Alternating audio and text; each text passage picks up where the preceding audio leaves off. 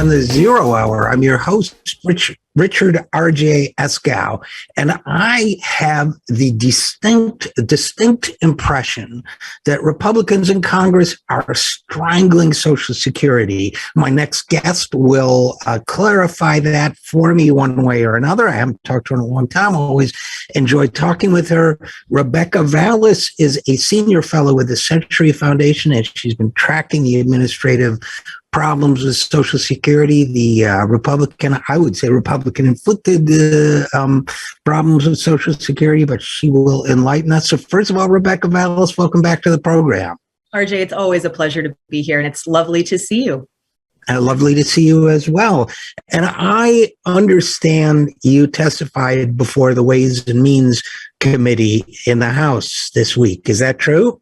I sure did. And it was actually one of the first in-person hearings that has been held since the pandemic. It was pretty cool to actually be back, with people, with members of Congress in a hearing room talking about some of the most important issues of the day. Yeah, I'll bet. And did they grant you immunity or for your testimony, or you at any point were you compelled to take a fifth? Thankfully, it wasn't that kind of hearing, but okay. I hate to disappoint you by saying no. I mean, I just think that's the cool one, when people get immunity. Okay, what do you testify about? Yeah, so some of what's going on right now, and folks may be paying attention to this, especially older folks, especially people with disabilities, may be aware of this, but for a long time now, the Social Security field offices, what people think of as their Social Security office in their community, they were closed for the pandemic, which was a pretty big deal in terms of people being able to access critical benefits. And those field offices have reopened, which was a really big deal for the Social Security Administration to reopen those offices back in April. So the Ways and Means Committee was holding a hearing to basically ask, how are things going with Social Security these days? Not so much the conversation about how much we need to expand Social Security, which is itself an important topic that you have covered extensively on this show and that you and I both obviously are very much in support of. But the conversation that policymakers don't have often enough is, well, are people able to access these critical benefits when they need them most? And that was really the focus of this hearing. And it was driven by the fact that members of Congress of all political stripes, Republicans and Democrats, have been hearing tons from their constituents really across the country that there are major problems in accessing Social Security benefits. And that's particularly true for folks with disabilities. That's not a new problem. It predates the pandemic, but boy, has the pandemic thrown fuel on the fire. And you hit the nail on the head, RJ, in your opening when you said that a lot of what we're talking about today has to do with how Republicans in Congress have been strangling this critical agency by refusing to fund it adequately so that it can administer its critical programs like Social Security, retirement benefits, and most importantly, for the people that I fight for every day, Social Security disability benefits. And unfortunately, that stranglehold that depriving this critical agency of the resources it needs to deliver on the promises of Social Security, it's coming with consequences. And those consequences include people with disabilities dying by the thousands every single year because they're waiting too long for benefits, and that's not something that we can allow to go on any longer. And that's really what the focus of this hearing was about. And the reason why I mentioned that in the preface is that, as you rightly point out, Rebecca Vallas, this problem predates by a considerable amount the pandemic. And my choice of the word stranglehold was deliberate, because even if you buy this sort of conservative rhetoric about government spending, it doesn't really apply here, because Social Security's administrative costs, which are low, as I understand them, are funded by Social Security contributions themselves. So it's not like you're pulling money from other programs to do it. When Republicans specifically, but for the purposes of governance, Congress restricts the administrative budget of Social Security, they're really denying people access to benefits out of the pool of money that those benefits come from. And correct me if I'm wrong, but so my understanding is this is completely arbitrary, that, the only logical reason, I wouldn't call it logical, the only reason I can think of for doing this is if you hate Social Security and you hate government programs that do things for people, you make it hard for people to access those programs by cutting off that small percentage of the funds that go into it that involves administrative costs. You just squeeze that, strangle that, so that people can't get the benefits they are entitled to. And as you mentioned, thousands of them die every year. Am I overstating the case? Not in the slightest, RJ, and you're hitting the nail right on the head with why this is a manufactured problem, and it's been manufactured by Republicans. As you used the word strangle, I also understood you to be using it intentionally, because I'm thinking about the state of Social Security's administrative funding. It reminds me of the famous Grover Norquist quote, right, about how you want to shrink government down to where it's the size that you can drown it in the bathtub. And that's really the playbook that we're seeing happen here. Social Security is overwhelmingly popular. It's the most beloved government program that we have. And it's there for, more than 60 million people at this point, right? 10,000 baby boomers retiring every single day. Social Security is something everyone loves. And the only way you're ever going to get Social Security to become something people support cutting is if it becomes unpopular. And the only way to do that is if you somehow, as you were saying, strangle the agency that runs it so that people no longer have faith in it. And that's the playbook here. So what we've seen in recent years is that Social Security's operating budget has fallen 14% after adjusting for inflation since 2010, right? So problem that was long before the pandemic. Right. Staffing, as a result, has dropped 13%. And all of that is while the number of Social Security beneficiaries has grown by 21%, right? And then the pandemic adds only further challenges. So that's the state of things at this agency. And yet that administrative budget, you were saying it's really lean. RJ, it's 1%, right, of all of the money that Social Security puts out every single year in benefits. And, find me the corporate insurance plan that operates that efficiently, right? So we're talking about a tiny share of Social Security's overall money, and it comes from the trust fund, like you said. So it's not even like it's separate money that Congress is needing to authorize. It's out of the trust fund, and yet Republicans have thrown their bodies in between Social Security and the money it needs for years and years, hoping that this agency becomes one that can't be trusted, and hoping that these benefits are out of reach for people who are entitled to them, to try to make the program unpopular, to try to set it up for cuts. That's what we're watching play out. And the cost in human terms is steep, and it is shameful. You mentioned before, and I said it as well, just to put numbers to this, there was actually a government accountability Office, a GAO report that came out pretty recently, counting how many people with disabilities have died waiting on their appeals because of backlogs that are due to underfunding this agency. The answer is 109,000 people died in the last decade waiting for disability benefits that they earned because of Republicans strangling this vital agency. So that's what's going on, and that's what this hearing was about. Was really saying, hey, we got to do better, because delivering on Social Security's promises is going to require making sure that this agency has what it needs. And, actually the numbers you just went over, Rebecca Vallas, are even worse than I understood them to be, because, I'm not going to do the compounding part of the math in my head, but if the overall budget in real dollars has been cut by 14% and 21% more people are now eligible. That's a per capita cut of at least 30%, as I do the math in my head. That's, a third. You basically cut it by a third when it comes to, per capita expense. And it seems to me, and you described it very well, that the Republican playbook here is make sure it's understaffed, so people are waiting a long time on the phone. People can't get a hearing for disability benefits. People, can't get an appointment, close offices so that, older and disabled people who can't drive can't get to the offices. And then you ask me what the end game is, and I'm just speculating here, but the end game to me is that, then the Republicans say government programs don't work. Let's turn the whole thing over to Wall Street.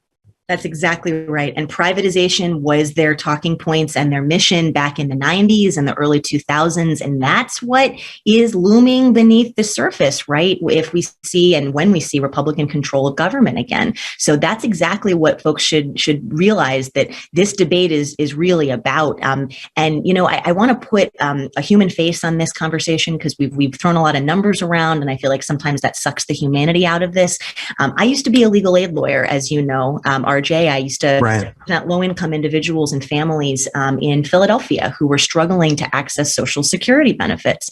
And one of my first experiences really learning firsthand what the human cost of depriving an agency as vital as Social Security of the resources it needs is. I was representing a young man who had several significant physical and mental disabilities. He was living in a really, really desperate circumstances, needed that money, and he passed away before the date came for the hearing. He had been wrongfully denied disability benefits twice already because of the challenges that he had faced trying to navigate the Byzantine application process without help from a lawyer. He was in his mid-30s.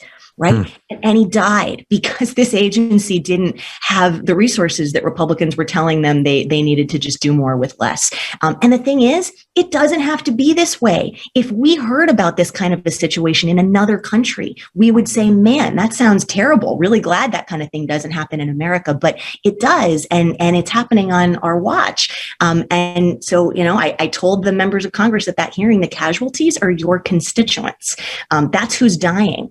So my hope, and I try not to lose hope, even in moments like this with the pandemic and the kind of intransigence within Congress and the polarization and Republicans standing in the way of Democrats doing pretty much almost anything that the American people want right now. I try not to lose hope. There were a couple of bright spots at this hearing, and one was actually hearing Chairman Larson, who chairs the Social Security Subcommittee of Ways and Means, come out in support of an idea that has been gaining a lot of traction recently, and that's to create a beneficiary advocate position at Social Security to give beneficiaries a dedicated voice within the agency. Now, that's not going to solve all of the problems, but boy, would that be a huge step forward, because right now, there's no one within the agency saying, my job is to fight for beneficiaries. And the agency is doing what it can, but it's being told to do more with less. And we know we've been talking about what the consequences are. So I was very excited to hear that. Chairman Larson joins Senator Sherrod Brown, Senator Ron Wyden, who chairs the Finance Committee over in the Senate, and Senator Bob Casey in calling on Biden, President Biden, to create that role. And from what I'm hearing, there's a lot of support in the administration as well. So I'm hopeful that that will be a step in the right direction. But what we really need to see is Republicans kind of cutting it out on the stonewalling and the blocking tactics to say, you know what, we all love Social Security. Let's just admit that this is an agency that matters to Democrats and Republicans too. Beneficiaries aren't just a bunch of folks living in blue states and blue districts, right? It's all Americans who care about these programs. It's time for Congress to work together on a functional bipartisan basis to ensure that this critical agency has the resources it needs so that we can keep Social Security's promises to the American people instead of strangling it and then complaining that we've kneecapped the mailman and the mail is late. Right. And Representative Larson, John Larson, he's, I'm a radical lefty and he's a mainstream Democrat, but he's my buddy. He's been on this show a bunch of times and we bonded over our insurance industry pasts. But did he say people are seeing their 401ks turn into 101ks? Because he says that every single time he speaks about Social Security without fail over years. So, but I'm very, very fond of John Larson. He does great work in this area. Of course, John Larson is also the primary author of the Social Security 2100 Act, which is not our subject here today, but would in fact expand the Social Security program and bring in legislation would actually do some important things when it comes to increasing access to benefits too, and that came up at the hearing. So, for example, the 2100 Act, led by Chairman Larson, it would ensure that we continue to have a robust Social Security field office network, which is really important. Those field offices are the anchor, particularly for low income and marginalized folks who might not have internet at home, maybe can't use limited phone minutes to wait an hour, 2 hours, 3 hours to get through on SSA's 1-800 number. Those field offices are critical, particularly for low income and marginalized folks. So that's part of what that bill would do too. And that was some of what we talked about at the hearing as well.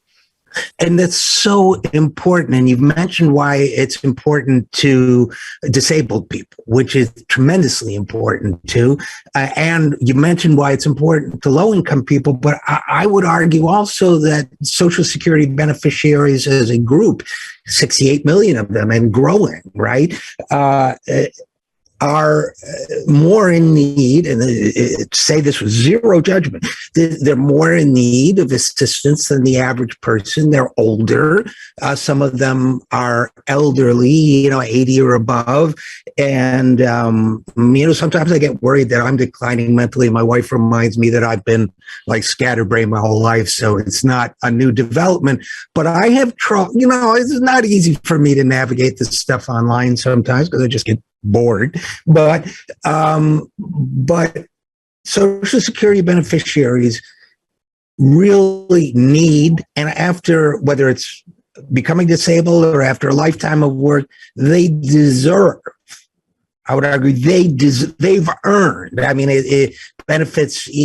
Obviously, we've earned it by being human, but they deserve the best service we can give them, which incidentally also helps the employment problem in the economy, right? Because it puts people to work, helping them. And to me, it's just inexcusable to use them as political pawns in this way for Wall Street and to score political points, especially when you consider that the politicians doing this, if their constituents knew, if their constituents understood what they're doing, doesn't matter. You're a conservative Republican, you're a Trump Republican, you're Marjorie Taylor Greene or some other nut, then it doesn't matter. Your constituents love Social Security. They rely on Social Security. And if you're out there playing these games, isn't it kind of, I know you're not in the electoral side of things, but on that side of the C3, C4 gap, as we say, but shouldn't we be all doing more to let voters know what's being done to their Social Security program?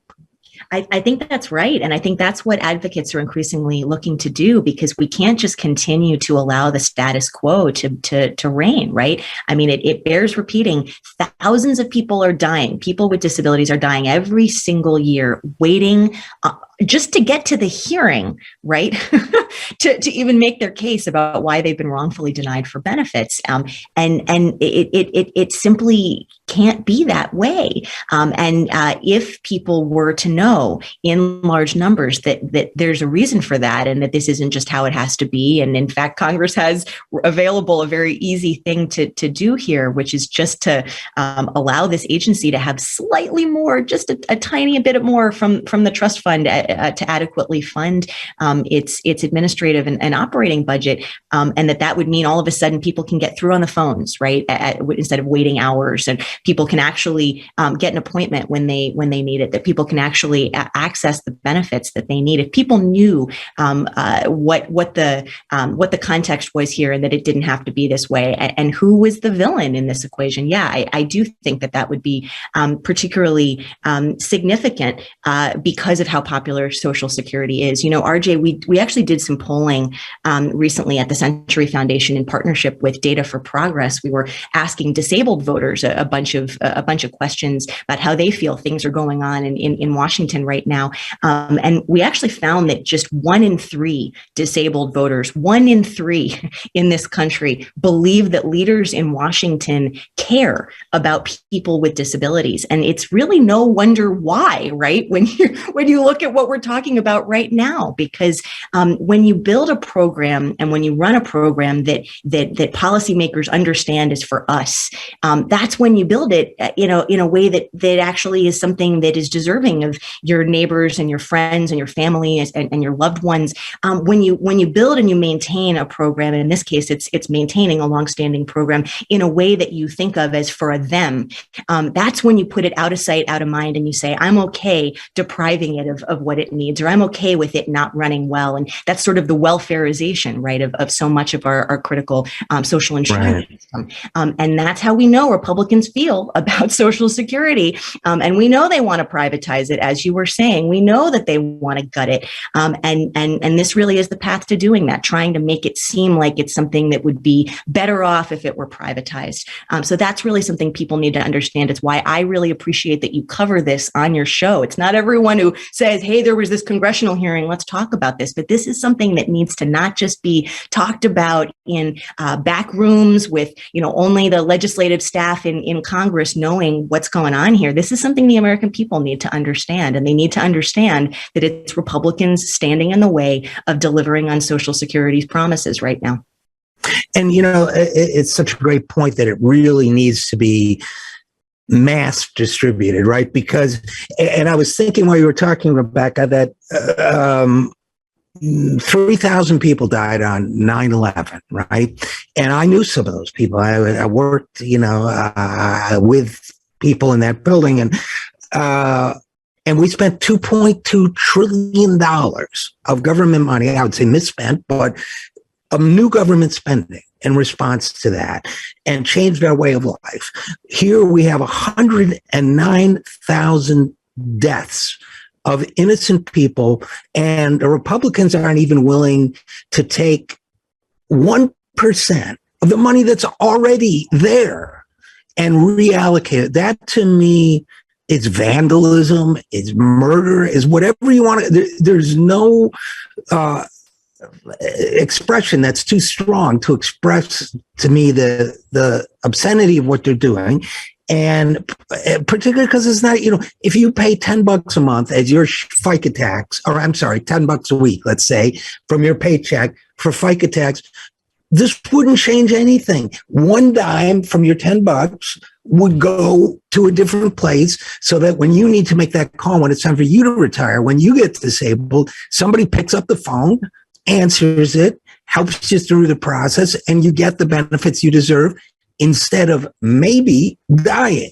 So it seems to me this is a no-brainer. And I guess, to the extent that you and I are both in the education business, right, about this stuff, voter education, what are you thinking about how we educate people on how gross and blatant this is?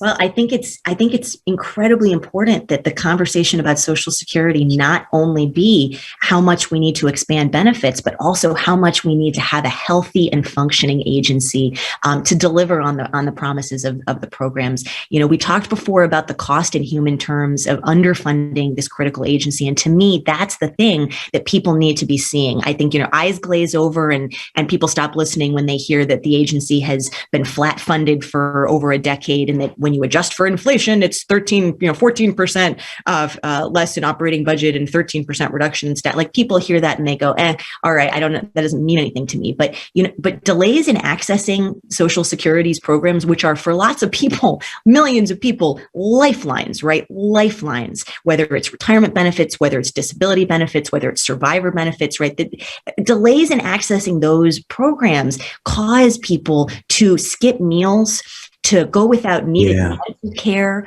to lose their homes because they can't afford their rent or their mortgage. I saw all of those kinds of horrible, horrible consequences every single day as a legal aid lawyer, and folks who are still representing clients, right? It's only gotten worse because of this pandemic, which also has created the largest influx of new entrants to the disability community in modern history, right? Many of whom now need access to this fraying agency and its critical benefits. I think we need to humanize what's going on, and we need people telling the stories of what the human cost is of allowing this agency to continue to be strangled, because otherwise it's just always going to sound like a wonky Washington thing. Exactly. Nobody wants to talk about budgets, but budgets are moral documents, and there's a reason we always say that. Yeah, amen. And I also want to point out the Republicans would have you believe, first of all, I think, for example, Chuck Grassley asking the GAO to look at overpayments to Social Security, not underpayments, right? Not delayed payments, just like, and they can make any tiny fraction look like a big number, right? Because we're talking about 68 million people. So, they make it sound as if people are kind of like living the good life, right? La vida loca, on Social Security. We are talking about, very extremely modest benefits, right? The extremely modest benefits. We're talking about not far above the federal poverty line, right? For the typical benefit that a disabled worker gets, and not much more than that for the typical retired worker benefit, right? So these are not folks who are living on the high on the hog, and the majority of Social Security beneficiaries, it's their only source of income, right? So some folks, it's a supplement, but those are the lucky folks, right? Increasingly, this is what people have to get by, and it's part of why I so appreciate what you said about there's all this scrutiny of overpayments, right? Because cue the Republican talking points about waste and fraud and abuse and makers and takers and right? But you never have any attention paid to all the people who are left behind by these critical programs or who are being underpaid because of technical errors that the agency doesn't have any incentive to correct, because there's only a spotlight on overpayments all the time. So, I've thrown a lot of stats at you, but I'm gonna just do a couple more. Oh, hit me. Yeah. Even prior to the pandemic, nearly half of people who are eligible for SSI, Supplemental Security Income, which is a critical Social Security program for people with disabilities and very low income seniors, half of people eligible for SSI were not receiving benefits at all because they just had been totally missed because there's only scrutiny on the overpayments, right? And in the first year of the pandemic, an estimated 500,000 of disabled people who were eligible for SSDI, Social Security Disability Insurance, or SSI, were left behind by these critical programs. Those are likely low estimates because these are dark figures, as researchers often call them. What does that say to me? And what does that probably say to you and a lot of the folks watching right now? Well, holy buckets, we need to expand outreach to all these people and get them the benefits that mean the difference between having a safe and stable roof over your head, being able to put food on the table, being able to get the kind of medical care that you need, being able to afford your co-pays, being able to support your family if you're a person, with a family who no longer has your income from work. And we could go on and on. But instead, right, it's always about, we found one person who wasn't supposed to be getting benefits. And that's, all that Republicans in Congress ever talk about. So instead, outreach is almost a dirty word. And that needs to be a big part of what we understand as customer service with these programs that are intended to help people and to provide a lifeline. In closing, I guess, Rebecca Vallas, I'm not an electoral politics person either, but I'll tell you what, if I were, and I were as a Democrat, I would want to plant my party's flag before before November of this year, that we're the people who brought you Social Security. We're the people who are fighting to save it. You give us another Congress and, more votes and all that stuff, your programs will be protected and delivered efficiently because we'll stop this stranglehold. That's my closing thought. What's yours? I love it. And also, I really hope you've got some Republican friends who want to help you deliver on that, RJ, because the thing that folks just need to understand, and I hate having to say this in so many different contexts, but even though it looks like Democrats are in control of everything right now, the margins are so tight that you need Republican agreement to do anything. So you got Mitch McConnell with his feet up somewhere going, oh, all these Democrats seem not to be able to do anything, huh? While Republicans are standing in the way of things even as basic as making sure the Social Security Administration has enough resources to deliver on the promises of Social Security. There should be, if there's not a lot we can agree on right now, I would hope we could at least agree on that, because it's Republicans in Congress constituents just as much as it's the Democrats constituents who are paying the price right now for this stranglehold. And I really hope we don't get back to a privatization conversation and debate, but I'm afraid we're on our way. So I hope folks who are watching your show, who I know include a lot of Social Security champions and recipients, connect the dots and realize that this is really just a drumbeat towards another privatization conversation, because Republicans are trying to lay the groundwork for being able to say, this could be a lot better done by some private Wall Street firm, couldn't it? And the answer is Social Security can absolutely run its programs when it has the resources it needs, but that's not what Republicans are allowing to happen right now, and it's intentional. Well, if we could get a few Republicans to sign on to this, it would be awesome. As Vladimir Lenin told one of his followers, he said, "Sister, I would do a deal with the devil himself for our revolution." But then she shot him, so it didn't work out so good for him. But my point is, yeah, sure. Anybody that wants to make Social Security available to the people, welcome in my book, but realistically, we got to fight for it. And Rebecca Vallas of the Century Foundation, I admire you. I appreciate you. I'm grateful for you and all the work you do to defend and fight for Social Security. So thanks for that work, and thanks for coming on the program.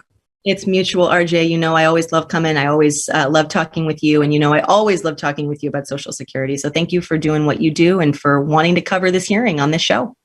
Absolutely. Come back soon. And we'll be right back after this. I'm Richard RJ Eskow, and this is The Zero Hour.